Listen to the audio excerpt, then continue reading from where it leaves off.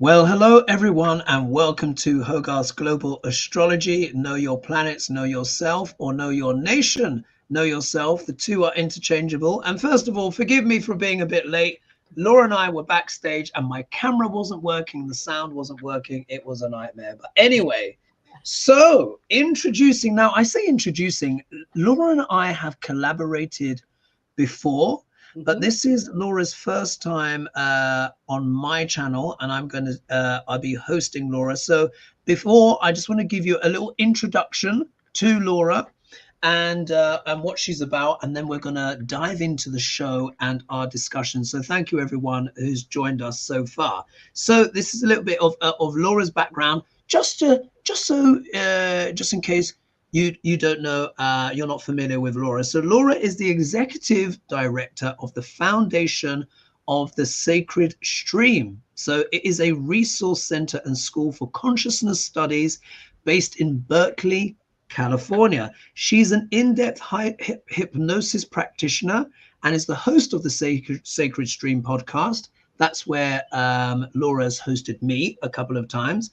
Laura is also the co-author of 2 books, Coming to Peace and The New Return to the Great Mother. Oh, we'll have to talk about that. And has a 3rd coming out later this summer. So Laura is an author like myself. 3rd book, oh, delicious. And this book coming out in the summer is Depth Hypnosis, A Path for Rapid Transformation. Depth hypnosis is a highly effective healing modality that incorporates elements of Buddhist philosophy, applied shamanic practice, energy medicine, transpersonal psychology, and altered states of work. So that is fabulous. So now tell us a little bit about that. First of all, welcome. It's so nice to see you. I understand you've been very busy with music as well, but tell us a little bit about this book coming up and what those things mean. Yes, thank you. Well, this book it's our first. We've been practicing depth hypnosis. My partner created the modality. It's a very interesting and really effective modality, and it helps people work through issues that they've been dealing with in a very quickly. And it focuses on helping people turn inward, connect to their own inner wisdom to begin. And then we have a lot of tools, drawing from shamanism, drawing from Buddhism, drawing from contemporary wisdom like psychology, and working with the altered state. And I think probably the very important aspect of the altered state that makes this so effective is that it enables you to go past the conscious mind, the place where we tell our stories, the place where we kind of get stuck on our issues. And as you relax past that sort of conscious mind, you move into this larger aspect of self, where things begin to dial in. And when we talk about the altered state, certainly there are different ways of altering states.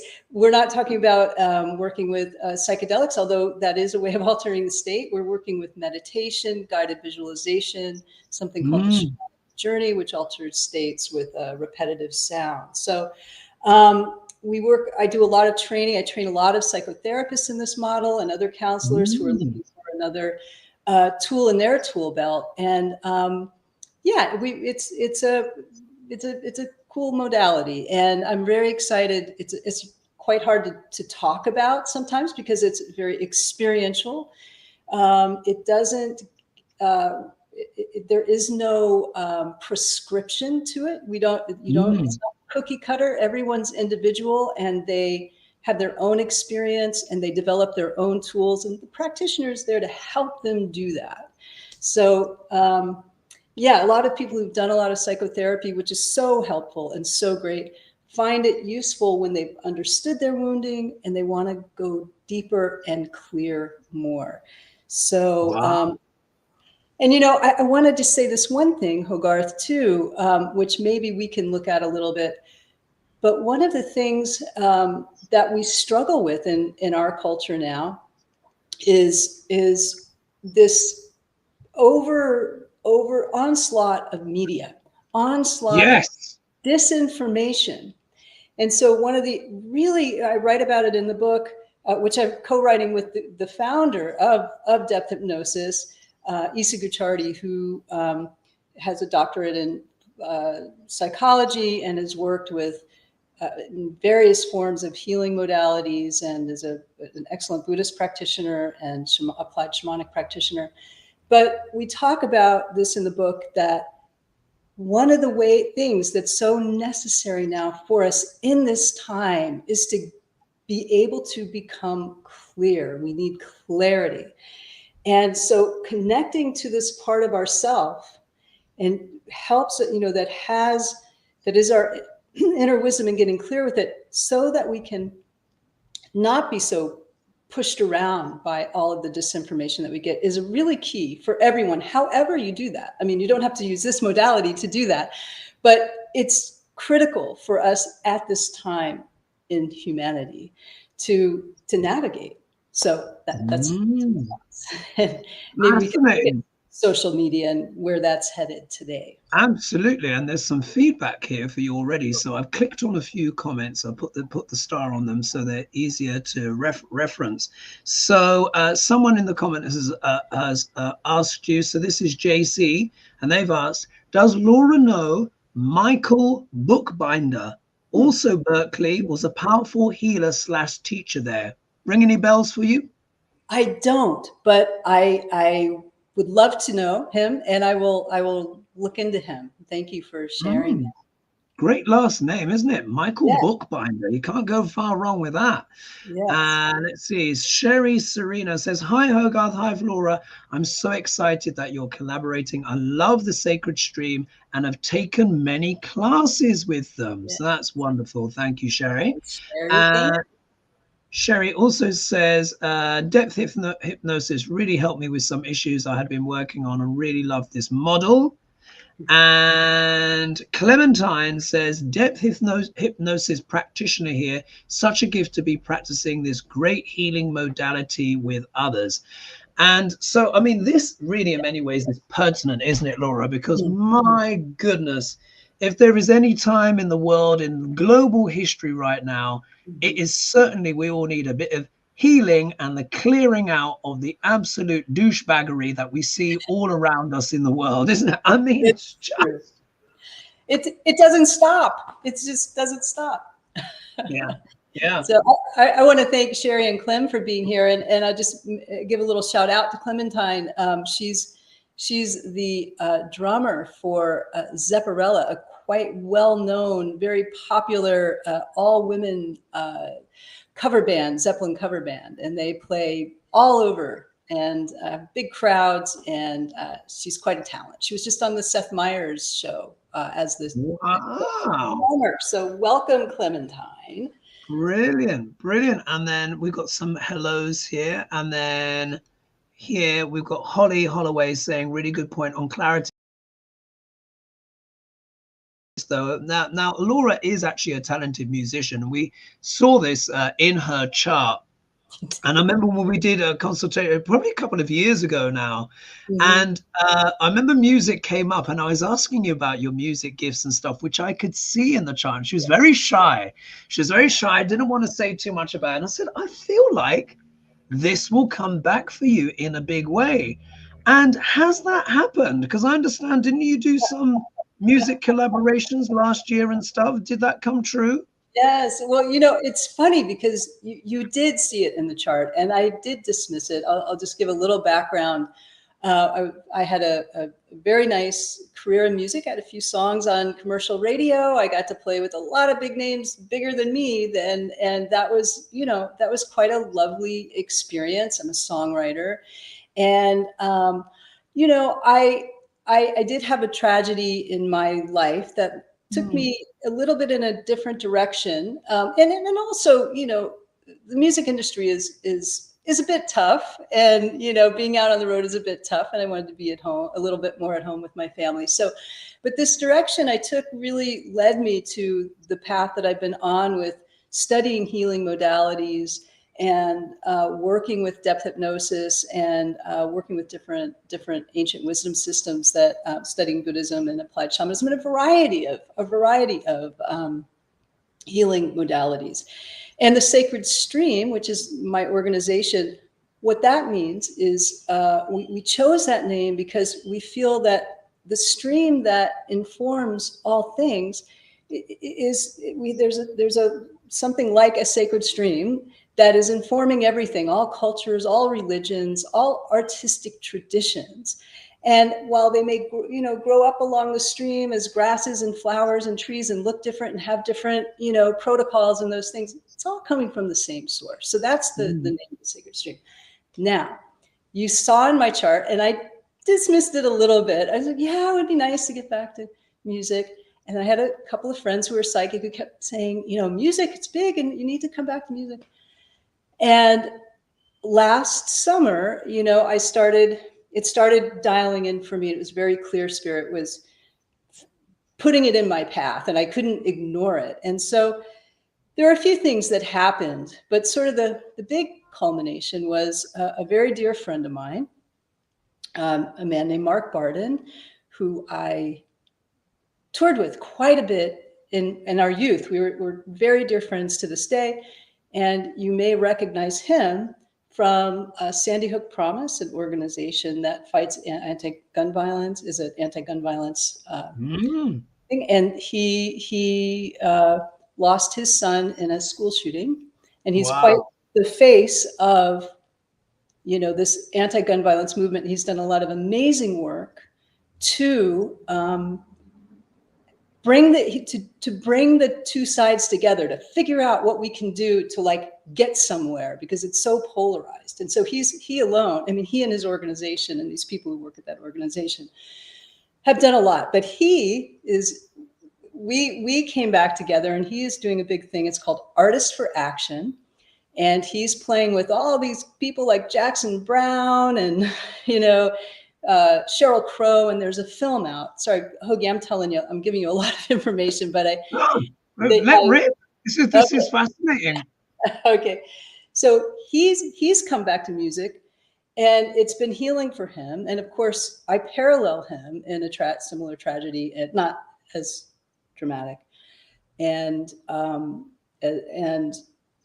having music be a healing force for me. And so it's so beautiful to see him getting back out, and they're using Artists for Action is using this, they're gathering artists together to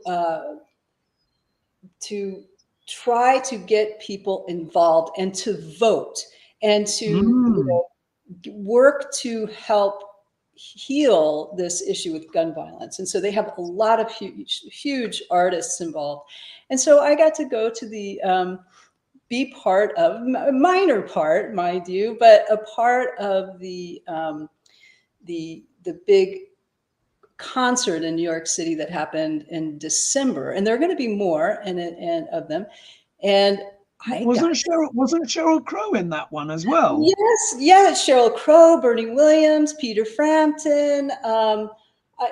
People I'm forgetting, but I got to sing on stage back up to a Peter Frampton song, and Sheryl Crow on piano, and a whole big group of us singing. All I want to do is have some fun.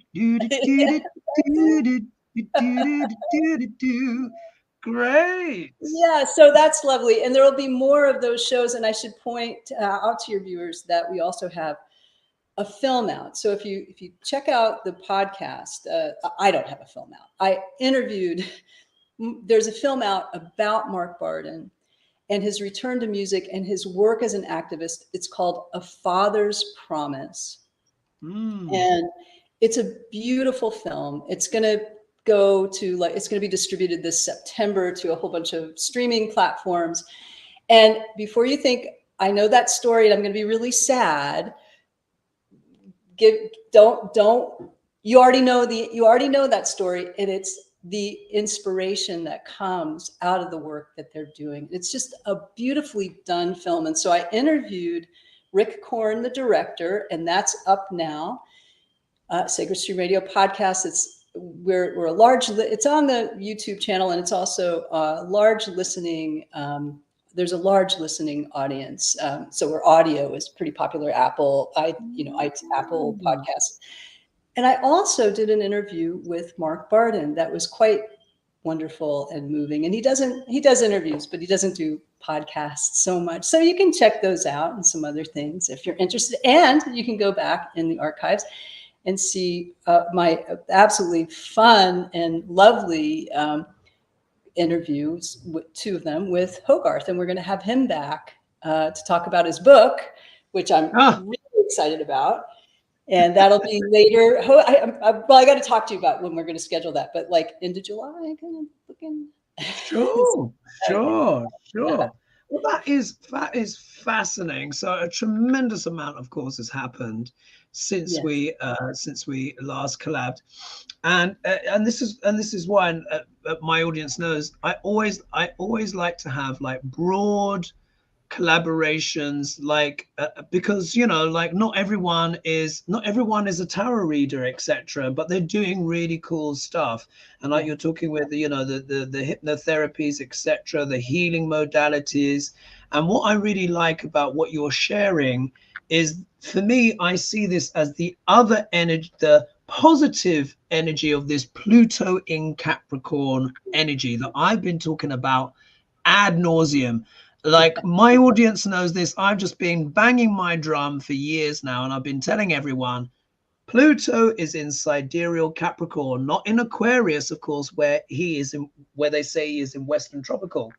So what is going on? I'm calling this the composting phase, Laura, the composting phase. First of all, what is Capricorn? Capricorn is government, rules, regulations. It is also big companies, big business. It's also big pharma. It's also infrastructure, all of these things.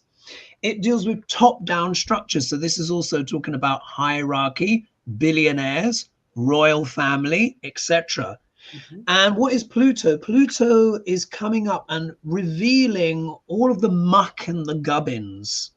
And this is what I call the composting phase, because at the moment, we've got all the worms and all the beetles and all the maggots in there chewing up things. And it looks pretty gross, right now. But this is also the breaking down and the transformation process that is happening. This is a necessary process. So if you can imagine, this is happening in the world simultaneously, all at the same time. And when Pluto is in Capricorn, politics tends to move to the right. There can be even more fascist elements that come up in society, because Capricorn is a very conservative sign. But Pluto is also explosive. And planets are declamatory. When they change signs, they make things happen. So what happened with Pluto was, when he was at the end of Sagittarius, sidereal Sagittarius, which deals with spirituality and religion, Notre Dame burnt down. Ooh. Yes, Notre Dame burnt down. If we cast our minds back to when Pluto was in sidereal Sagittarius, we had the scandals with the priests. Yeah, do you remember the Catholic priest scandals? It's always there, but it was huge. And then, of course, we had jihad and all the beheadings and all of that stuff. Yeah, very difficult. And then it settled down. So guess what happened? Pluto moved into sidereal Capricorn on the 1st of January, 2021. And guess what happened 5 days later? We had January the 6th. Yeah. So that's Pluto going, bong, right, everyone, I'm here. Now we're going to start looking at what we need to work on and heal in the area of government. Because what you're talking about, psychology and transformation, hypnosis, all of this stuff, this is very much the energy of Pluto. Because the positive of Pluto, even though the negative is very, very dark, fascism, people trafficking, all of that horrible stuff, but the positive of Pluto is alchemy, transformation, mea culpa, shamanism, and magic. So the things that you've described, what you do in your therapies and stuff, that is also Pluto. And this is the positive side that we need. And this is why I'm so glad to have you on, because very often on these channels, we're often talking about the problems, aren't we? But how often are we talking about the solutions? And that's what you're talking about. So let's look at one of the first questions. I think that was quite a neat segue there. So if we look at very well done. Well done. So one of the questions here that we're going to be looking up, and one of the things we wanted to discuss. So I'm just reading here. So June is Gun Violence Awareness Month in the USA. How pertinent. Will the US be successful in the near future of reducing gun violence, particularly mass killings and school shootings? So I can pull some tarot on that, of course. But while I'm doing that, what are your thoughts of where America is at this stage, as I just get my Rider-Waite-Smith deck? I think one of the big things that was so disappointing after, the Sandy Hook killings, the school shootings of 6 and 7-year-olds and 5 or 6 adults, was that we couldn't come together as a country to come up with a bipartisan plan to just clean up some of the just tighten up the laws. And there became this great polarization where there was a vilification of, like, you want to take our guns, and it's like, no, we don't want to take your guns, and there's this back and forth. But really what was going on behind the scenes is, if you look at the polling, there's like 80% of people or more want there to be just reasonable gun laws. People with guns they don't want to have irresponsible people out there, not locking up their guns, or, mentally ill people buying guns, or, criminals buying guns. They want it to be safe. But there was a lot of disinformation that came out. And what we found is that 60 votes, we can't get 60 votes in the Senate. We can't get a quorum to pass just a simple law, like, you can't be a criminal to have a gun or something like that. So that was the right, what is that? Dropping out of my head, but that was the gun lobby. That was the gun lobby. And they were not, so the Senate and the House are not representing the people's wishes, which is by and large. So that's been, and what we found is that the gun lobby had a strong, they were strong and they were well positioned. And the anti-gun violence movement was not. And thanks to people like Mark Barden and his associates and Sandy Hook Promise and other organizations like them, there's a headway being made to the middle where we can just be reasonable, and understand each other and hear each other. And say, we're all looking to make our communities safer. How do we do that? And there's a big movement, and I'll stop now, but there's a big movement, and what Sandy Hook Promise does that's really amazing is they're in schools working on mental health issues, helping kids recognize when another kid needs help and is being isolated or bullied. And they have a program called See Something, Say Something. And See Something, Say Something has stopped, they have stopped 16 mass shootings in the country from kids taking this program. And all of these programs are free. When Sandy Hook Promise goes into the schools, it's all free.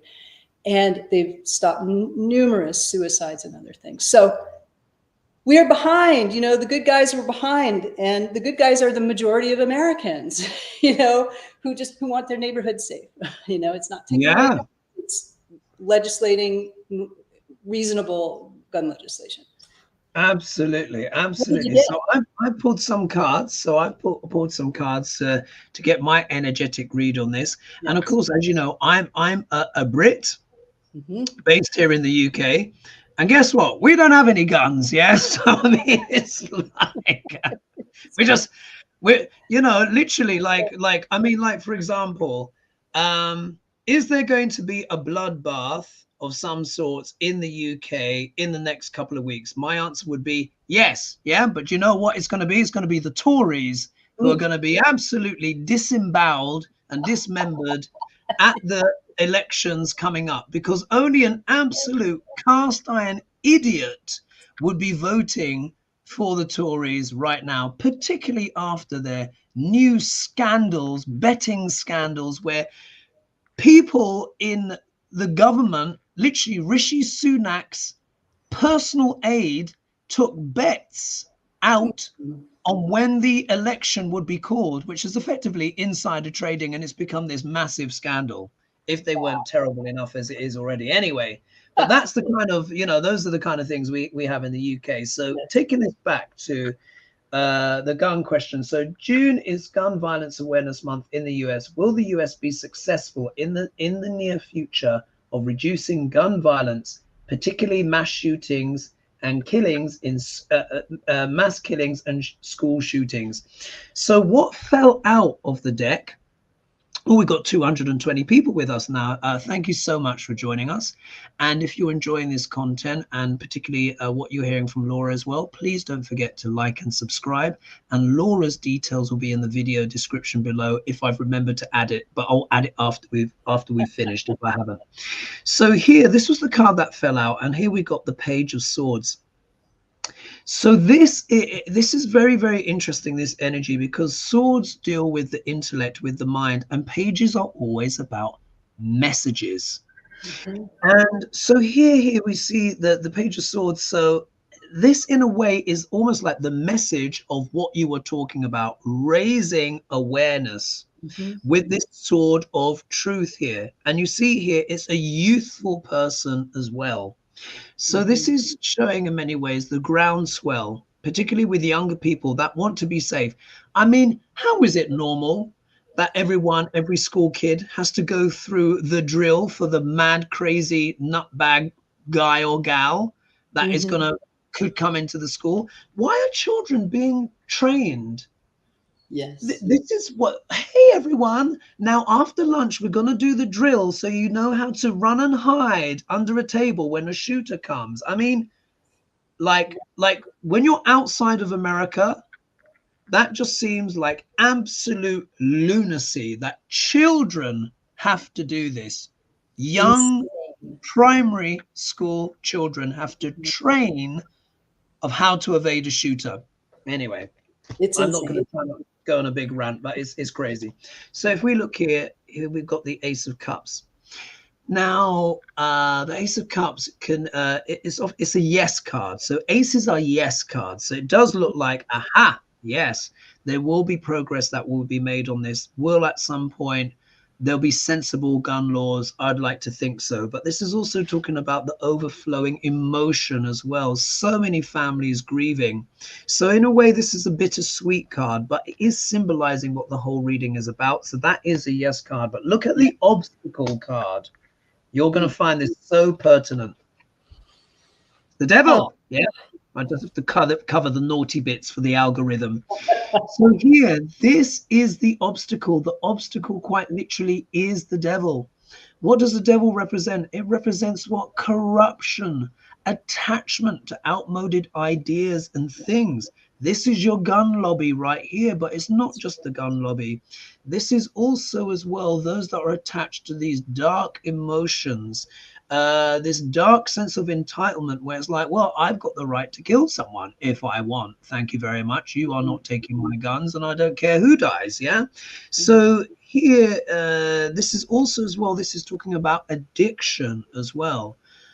America, of course, as we know, does have particular issues with addiction. Of course, the whole world does. It's not just America. But when we think of fentanyl, when we think of all of the cocktails of drugs that many people are taking to cope, this is also as well, this is also showing, just like you were talking about, helping the students overcome their addictions. This can also deal with mental illness as well. So we can see here, this devil in the obstacle position is saying, a lot. Yeah. Mm-hmm. If we look here in the middle of the reading, we have the Four of Wands, and very often I associate this card, particularly when we're talking political things, with the White House. Mm. So here, the White House is showing up, but this, of course, is also talking about legislation, things to be passed. This is also means reaching a milestone, and it's known as a happy card. So again, that's another yes. Yeah, the obstacle is the devil. Yeah, Mm-hmm. but Mm-hmm. nonetheless, this is still a card of reaching a milestone and celebrating. If we Ah, look here, though, yeah, so that's celebrating reaching a milestone, wedding, marriage, stuff like that. So it's a very positive card. But we have another four here, and this time this is the Four of Swords. Now, this can be a card of being wounded in battle. So I think this does talk about all the people that have been lost. mm-hmm. Yeah. Look, you can see it's a cemetery. It's, well, not a cemetery, it's a mausoleum. Mm-hmm. Here's the stained glass window here showing, and this can also be a card of reflection, meditation. So this is showing how in the collective, America has to reflect, meditate on the cost, the human cost, the human loss of life, people that have been lost in this battle with guns and what it has done. And but that meditation hasn't happened yet. Well, it's happening, but it's on more on that grassroots level. But is it happening in the highest realms of power in the White House? Not quite yet. Yeah, but it's there. And then the outcome card is the King of Cups, which is often referred to these days as the Biden card. So Mm. this could show Joe Biden, and of course his willingness to try and do something about guns. But it's more than that. It deals. This is dealing with the divine masculine, but in that positive sense. This is also the nurturing man, the intuitive man, the creative and the artistic and musical man as well. So this is not just talking about Biden, it's talking about your friend that you mentioned. He's Wow. shown up here Yeah. in the reading. Yeah. So what I like to do as well, sometimes I like to read the cards backwards. So let's say this is your friend here who's been in deep meditation about what to do about all of these battles, the people who've been lost on the battlefield. He wants to reach a milestone in terms of legislation, taking this thing forward so that we can all celebrate to overcome the dark Mm-hmm. forces, yeah, the devil that don't want things to change. They want to keep making the money, yeah. Mm-hmm. Mm-hmm. But ultimately, in the end, I think the will and the emotions of the people will win out. But the message must be repeated. They must never give up. Yeah. Yes. Yes. There you are. What's your take on that, Roy, before we move on Well, to the next? Hogarth, I think that's a really great read, and I'd love to add a little bit of information to fill it out, because Sure. a couple of things. One is that there has been it. You don't feel it hugely, but if you're paying attention, there have been a number of positive movements. It's slow going, but it's moving in a positive direction. And a couple of things that have happened is the Bipartisan Safer Communities Act, which this is the first bipartisan. This was implemented last year by the Biden administration, and it was the first piece of legislation that's bipartisan on gun legislation to pass in like 20 years or something. So there it is. And Biden also created the first ever White House Office of Gun Violence Prevention. This is a huge deal. Now, will it take time for these things to ground and have effect on our society? Probably. But there's momentum in that direction. And it just takes all of us putting our awareness there and doing what we can and writing our congressmen and senators and getting involved. But the 100th monkey theory, where when that once we reach a monkey learns a tool, and once 100 monkeys learn that tool, it becomes part of the zeitgeist of the consciousness Yes. of, and they all know how to use the tool. We're working on that so that it just shifts, but it is slow, and it does take, and it is a huge, there has been a huge obstacle, which just does feel like a devil-like energy, and we're Yeah. gaining ground. The last thing I'll say is, there it is. Yeah. And Biden actually is quite dedicated to this. Love him, don't love him, but he stays in touch with all of the people who have lost families in these school shootings. They have his cell phone number. Wow. Who else does that? That card, yeah, those that were slain, that were, in battle. Wow, isn't that incredible? Because of course I'm here in the UK, and I'm just saying what I see. We got some extra feedback here as well. So someone's written here. I love Connie B says, I love Cheryl Coe. Peter Frampton is my first LP. Someone here is saying, oh, which is sweet. Hoagie can sing. Oh, thank you. I do like to sing, actually. I went back to singing lessons on Monday, actually. So I'll be having singing lessons again every Monday, because I'll be doing singing in the future, perhaps something like that. Let's see who else is here as well. To collaborate on that. Oh, don't tempt me. Honestly, if you put a microphone near me, it starts to come out. Honestly, Laura, I might have to take you up on that one. Yeah. Someone says here as well, this is a little plug for another channel. It's not mine, but I don't mind sharing because it's all about the energy. So Innocent Potato says, check out Annette Dion, a tarot reader, ABD musician from Gloucester, Massachusetts. She has an excellent group called Grassroots for Democracy. She had even written a song about January 6th. So there we are. That might be worth you looking up as well, because what I want to do, particularly with this channel as well, and this is why I'm so happy that you're on and we're having this conversation, because what you're sharing with us, which I really appreciate, is the affirmative action. So I just want to say to everyone, yes, everything is kind of falling apart on a certain level, but on another level, other things are being put together. So the light workers are out there doing their work as well. So don't give up hope. Yeah.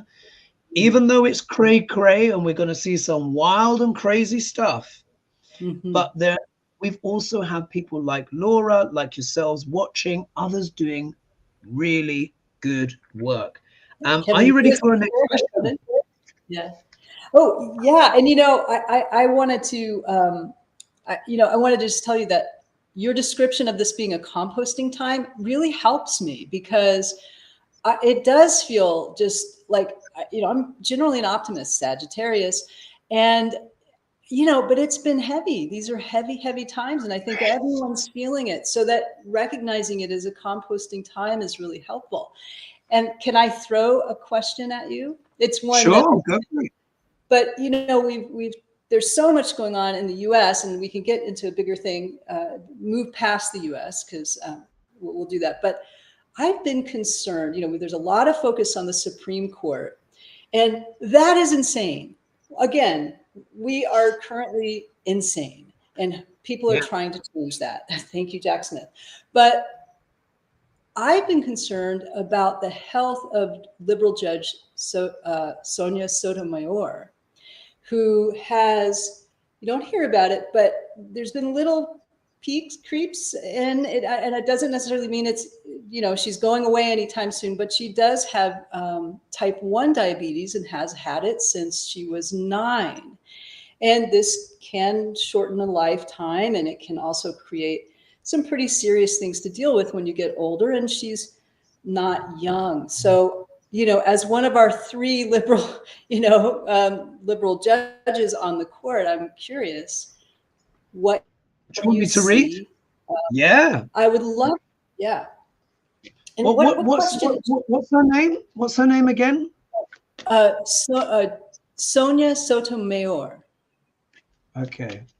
So what's the general health prognosis? Sonia Sotomayor. So this is a cold read for me, but I love a cold read, yeah, because I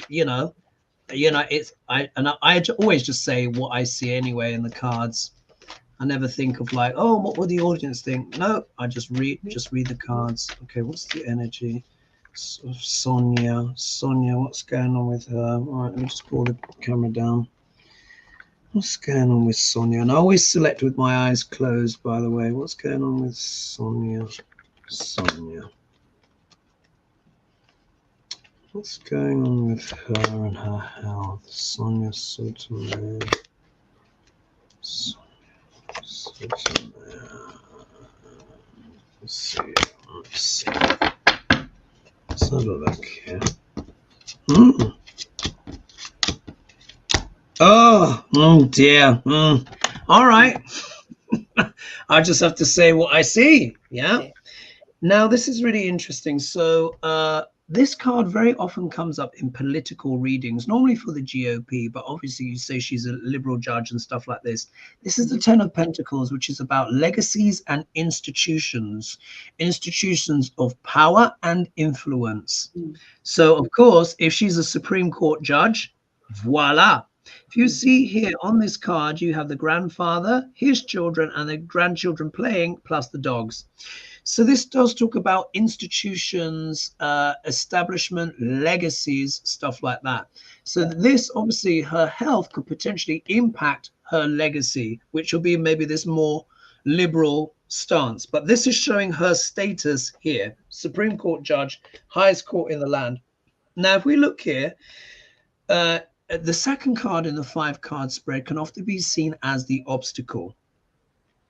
But if the first card is positive, it's maybe not quite as obvious. But if we look here, though, we have here, we've got the, what's that? That is the, what am I looking at here? Yeah, it's the 9. Gosh, God, I can even remember it for a minute there, because it was in Roman numerals. This is the 9 of Cups. Yeah, the 9 of Cups is normally a wish fulfillment card. It deals with satisfaction, gains, getting everything that you want, but it has turned up here in the obstacle position. What this says to me is that, yes, she is concerned about certain things and she's worried about her legacy, whether or not her legacy is going to live up to her satisfaction or maybe even the satisfaction of others. Yeah, because this is the obstacle position, just saying what I see. We look here, she gets a major arcana card that turns up here, and this is the Fool.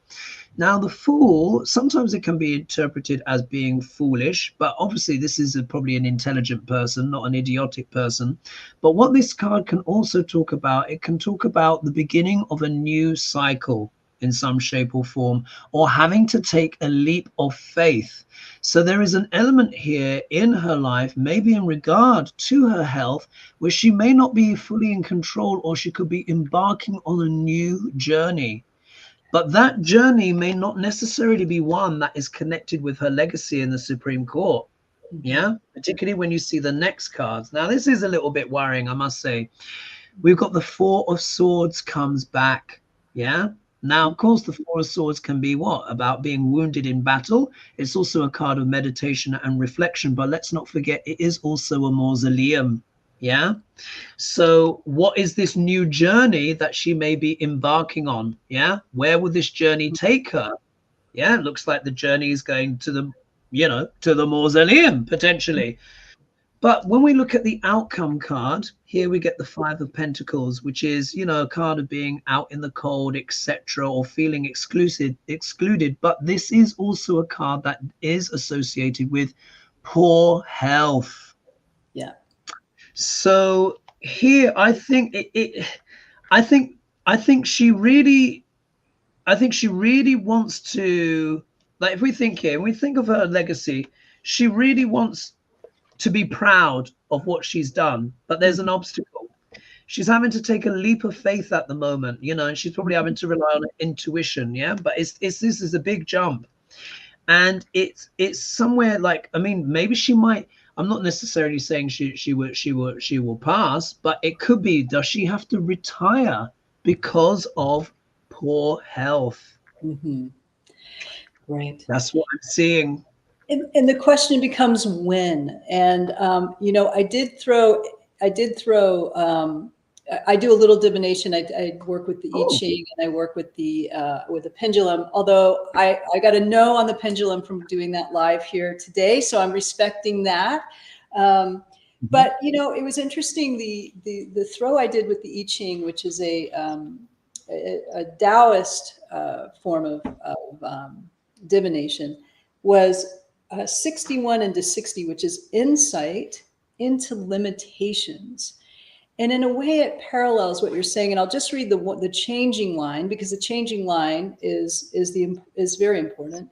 And it says, your character has developed to a point where you can make a formalized appeal for help and allegiance in attaining ambitious aims. However, your position is not correct for such aspirations. The pursuit of these aims brings unhappiness and remorse. Now, that sounds kind of horrible. So, but what I think it means is that she's not able to do everything that she would like to do, and that she has, as you mentioned, these concerns about her longevity.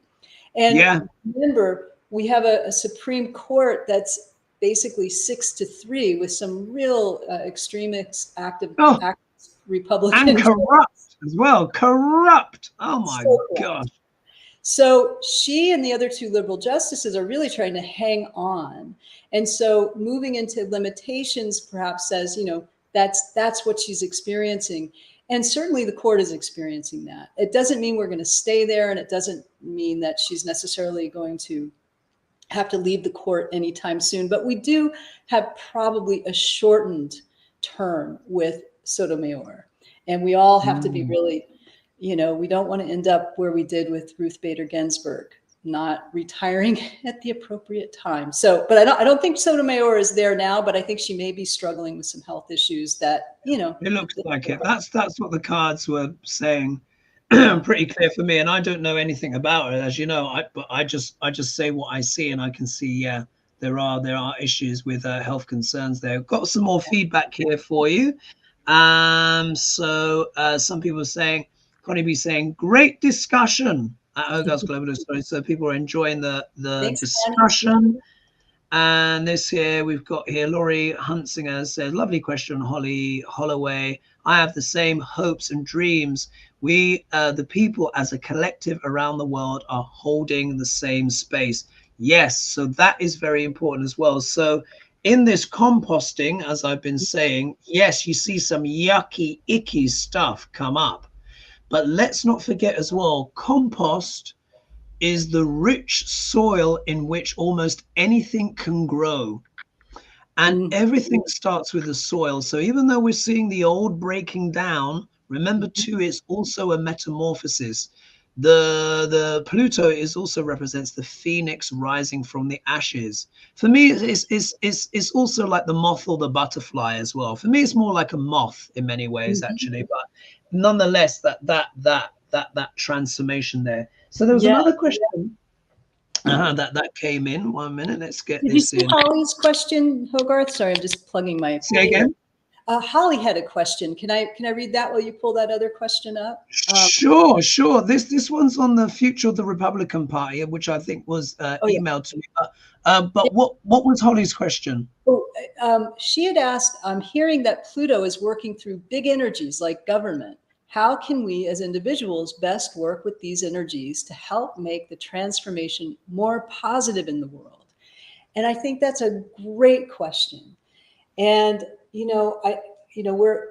I think that our job is to really work to, as Hogarth said before, to clear our obstacles, our internal issues and obstacles, and to really work towards maintaining an energetic system within ourselves and within our minds that's as clear as we can be, because it's very easy to get going down a negative loop.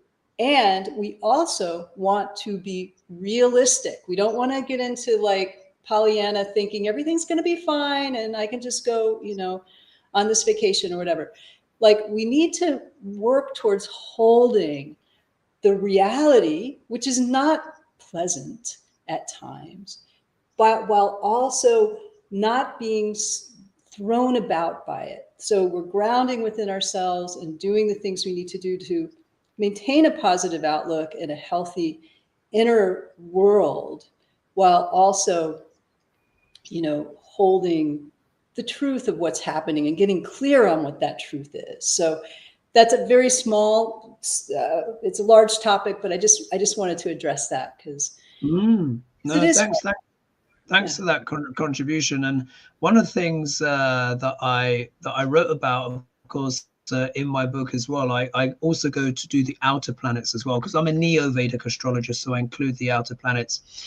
And for me, those sections for me are actually some of the most important parts of the book, because the outer planets really do change the collective. They change us personally, but they also change the collective. And we are really, all of us, all across the world, are really starting to actually get the full scent and flavor of this Pluto in Capricorn energy, because 49 by the end of this year, 49% of the world's population will have voted. Yeah. So that, I don't think that's ever happened before. 49% of the total global population will be voting for what? New governments. So while we see this composting happening in society, and we see all of this ugly and all the corruption coming up, which is what Pluto's job to do, is how can we make a positive contribution? And I would echo what Laura says. There has been, over the last few years, particularly the last 10 years or so, as more spiritual awareness has come, there's been a lot of stuff which has been about getting rid of the shadow, going to the light. That's really important. But what I always advocate, particularly with clients, and maybe it's because I've got the Sun and Pluto conjunct, we need to integrate the shadow. Integrate it. Because what happens is, when we have a shadow that is not integrated, we become very vulnerable to projection. And we can project our inner conflicts and shadows onto others, which we see happening in politics everywhere. And it can create a kind of a disassociation, like they're all crazy, I'm sane. When it's more sophisticated than that, because when we integrate the shadow, then we have an understanding more of what our internal conflicts are, what the conflicts are of others, and being able to observe the ugly for what it is, but without shying or spiritual bypassing. Because you see a lot of that. I'm sure you're familiar with that, Laura. Oh, yes. A lot of spiritual bypassing, and it's not anyone's fault per se, but like you said, sometimes there can be a little bit too much of the Pollyanna stuff. And we need to kind of smell the coffee here, because this is real. We're not imagining this stuff. This is high stakes. This is a Pluto return, and for the US. And I say, look, Pluto is like childbirth. And I always say, think of it like this. When childbirth is beginning, no mother says, oh, push the baby back in. I don't want to do this now. I want to give birth next month. No, it doesn't happen. It's a process. And you have to reach the end of it. This is what it's like. This is what this Pluto in Capricorn is like, because Capricorn is the sign of pressure.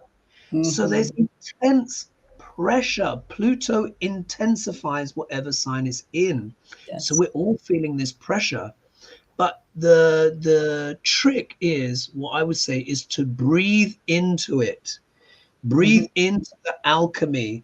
Recognize the shadow in yourself, and where you may be projecting things you may not like about yourself onto others. And be aware as well of one's social media and media diet in general. So just to give a little thing, we'll probably squeeze in one more question, but I think this is really important. So there was the whole saga with Kate Middleton, Princess Catherine, who vanished from sight, and she wasn't seen again. Well, she has been seen recently. Anyway, wild theories about what happened to her emerged on the internet. Now, the Queen, once upon a time, said, I need to be seen to be believed. Kate wasn't seen for 6 months, so obviously the speculation went on. But some of the speculation got very, very wild and extremely dark. Terrible. And like, I was reading through the comments, were like, she's been strangled by William and thrown down the stairs, and he's killed the children as well. Really, really dark dystopian fantasies here, when there really wasn't any evidence for that. Now, Did the palace lie? Yes, they did. And they made many mistakes. Yes, the photo was fake. Yes, they're like North Korea. Was the video where Kate was walking with William, was that fake? Yes, it was. They even admitted it. William was real. So yes, there was that subterfuge, but obviously she wasn't murdered. What was interesting though was when she showed up in public in the glass carriage for hours on the balcony talking with William, and the kids was there for the whole world to see. It was the people that were still like, nah, she's dead. I don't think Wow. that's her. I had one person, I'm not going to mention their name, and I said, I don't think it's her, because when you zoom in on the video, her teeth don't look quite right. That Oh, was yeah.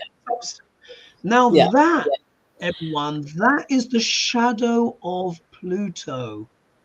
Yeah. Going into the dark dystopian fantasy, even when the proof is actually in front of you. No one's saying it's perfect, but it's undeniable. The whole world could see her. Yeah, we know she's alive. There's issues in the marriage and whatever.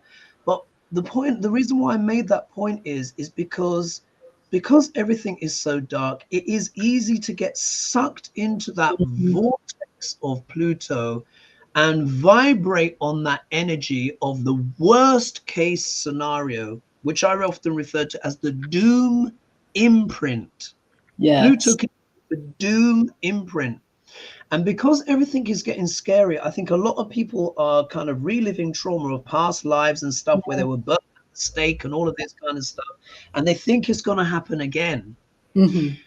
So, you know, when one is falling into that, the darkest dystopian fantasy possible, and breathing energy into it, and but also as well not wanting to see the reality when there are green shoots, when there is positive news, that's when it's gone too far the other way. And I just wanted to say that. What are your thoughts on that, Laura? Oh, I wanted to add, and I think that was really helpful. And you know, the depth hypnosis perspective that we have on the shadow, and I think it's fair to say this could be any perspective on the shadow, but you know,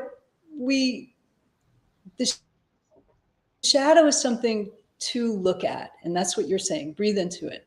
But you know, as humans, the shadow can be scary. You know, past traumas, we don't want to have them again, because you know, it's like if you touch a hot stove, you don't want to touch it again. You know, that's the feeling. But what happens is you get a whole lot of stuff that builds up around it. So you touch the hot stove, and then all of a sudden you don't want to go near a stove, and then all of a sudden you don't want to cook, so you never develop that skill, right? It's a simple oversimplified. But the shadow will feel scary, but it's by looking at it, by you know, having the support and the internal support to look at it, it actually, you'll find that it's not scary, it's liberating. And this is to your point of integrating. And then you can find the ways that you've contorted yourself as a result of the fear of the shadow. And when you're contorting yourself from the fear of the shadow, this is when addictions and different things that we do, patterns that we develop, so we avoid the shadow because we don't have the bad thing happen. But it's very liberating. The shadow itself, what's in the shadow is parts of you. And in depth hypnosis, we do practices that are known as like soul retrievals and power retrievals, where you can really actively reintegrate these aspects of you that have kind of gotten stuck cycling in the psyche, but creating these feelings. So there's a lot to it, but the only way out is through. But you don't have to freak yourself out doing it. There are ways to do it that are very, you know, navigable and supportive and nurturing and nourishing. And that's what's needed. So I just wanted to offer that. Wonderful. And, yeah. Wonderful. And what I would add to that, actually, because there was a question on this, and I think we've both actually answered it, and we'll see if we can squeeze in one more on Julian Assange before we close. So this is coming from Julie Gulev. I know who you are. She's joining me on my retreat in Santa Fe, by the way. Oh, I forgot to say, Laura, I'm going to be in Santa Fe. I'm hosting my first astrology retreat in Santa Fe. It's a Trova trip. Yeah, and I'm going to be there. Where is it? From the 25th of August to the 30th. Yeah. Are there spaces still available, Hogarth? Yes, there's actually, yeah, there's still a few. There's still a few. There's a couple of spots that are available if anyone wants to hop on. I'm doing a retreat next year in Costa Rica in January, so all of that. Oh my God, I can't wait. And so there's that kind of thing going on. But I think we've answered the question here, because the question here is from Judy, is after November 24th.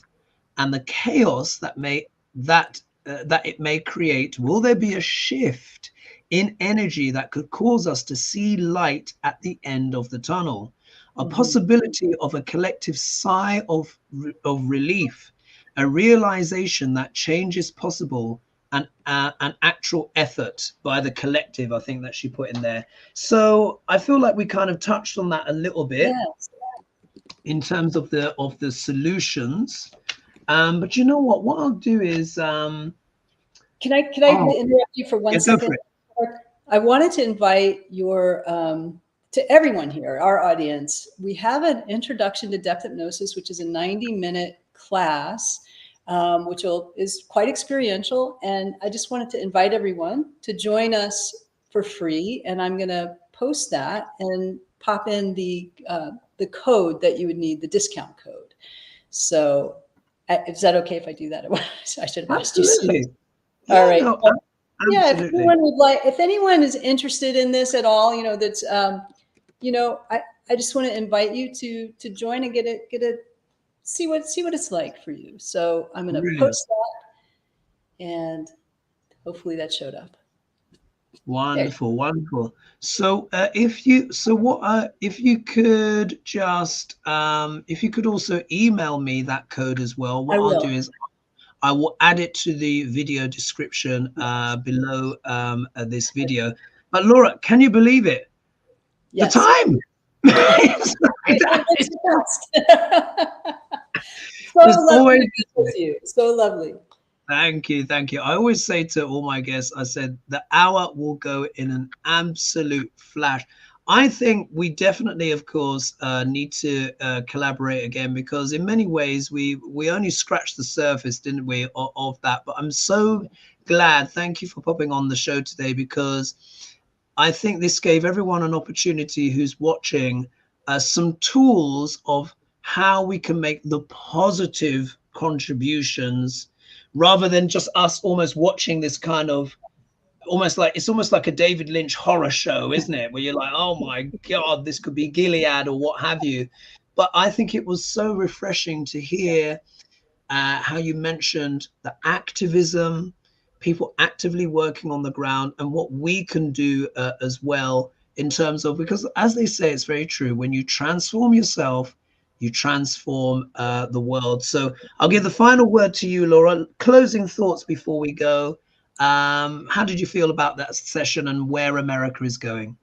Well, I think this was really a refreshing conversation to have with you. And I thank you for having me on the show. I think it's amazing. We didn't talk about the Duck L'Orange. I think it's amazing, even though we have the big date tomorrow, the big debate tomorrow, and we didn't even go there. And I wanted to say it did not post, the code didn't go through. It said it failed to post, but I'm going to give that to Hoagie, or email it to me. Yep, and I can put it in the chat. I will make sure you get that code.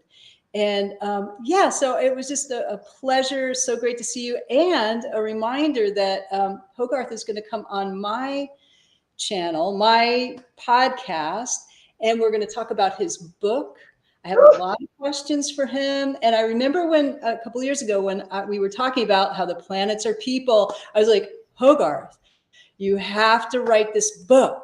You have to write a book. You did say that. I did. You got to write a book. And I was telling you about agents to talk to. I think. Oh my God, you did say that. Yeah, it happened. Yeah. The book got written, and it's been doing well. And it's been a pleasure. I bought a copy. You sent me a lovely copy. I bought one. It's beautiful, fantastic, and you got a lot of. I think there are more books in you, because this is a big topic. So. Yes, yeah, it's already know the next one is going to be about the boomer generation and their parents, but also as well a bit of geoeconomics as well and how certain things fit in, because I'm going to go into each generation. So there'll be the boomers and then the generation X and then etc all the way up to the modern day. But no, thank you so much, thank you so much for getting the book. I didn't know that you had it there. Well, I hope everyone enjoyed the show. The time just went in a flash. Laura and I will collaborate again. We'll be having a chat off stage and coordinating the next one. Please don't forget, of course, to like and subscribe to the channel to support this work.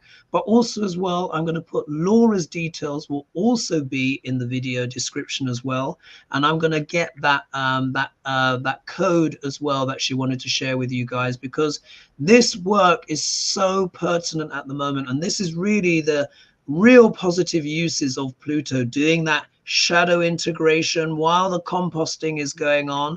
This is a great opportunity for magic and also self-empowerment. So all is not lost, folks. Yes, lean into it and we can transform it for the positive. And remember that we've got each other. So it's easy to feel like you're alone out there. You're not. Just look at all these people here. So thank you, Hogarth. And thanks, my everybody. pleasure. My pleasure. Until the next time, folks, and we'll see you on the next one. All right. Bye-bye for now. You see me on Thursday, Friday, tomorrow. See you tomorrow. After the debate. Or before the debate. Indeed. Bye-bye.